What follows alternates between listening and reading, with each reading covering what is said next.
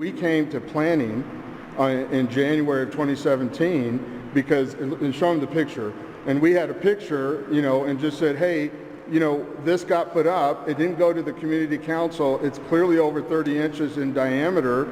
So how did that get put up? How did that get put up? And we thought we had just missed it.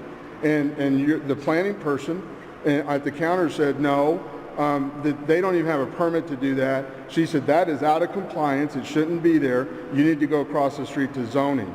So when we went to zoning and filed a complaint, then we get the response back in March from zoning that said it's in compliance. And the inspector from building says it's in compliance.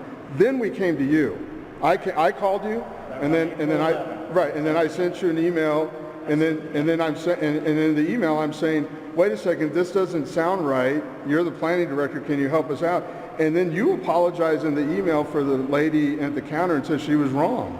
And then you said that it was in compliance, and that's not the truth. And that's where I messed up on that email.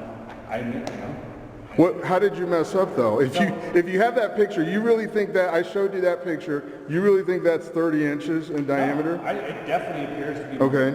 And I think what I should have done in that email is that last sentence should have been, I think that the picture that you provided does make it appear that it's bigger than 30 inches, and that we should follow up on it. And why didn't you then? I made a mistake in that email.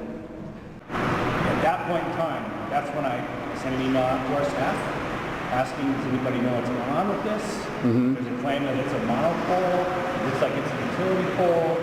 Utility poles are allowed in residential zones. Monopoles are not. Mm-hmm. I think I even sent an email. I think it requires conditional use. And then I got my staff, I think, confirmed that. I talked to, at the time, I believe it was either Darby or Scott, on the zoning enforcement, and they said they were taking care of it. And so... But by then, they weren't even answering our emails anymore.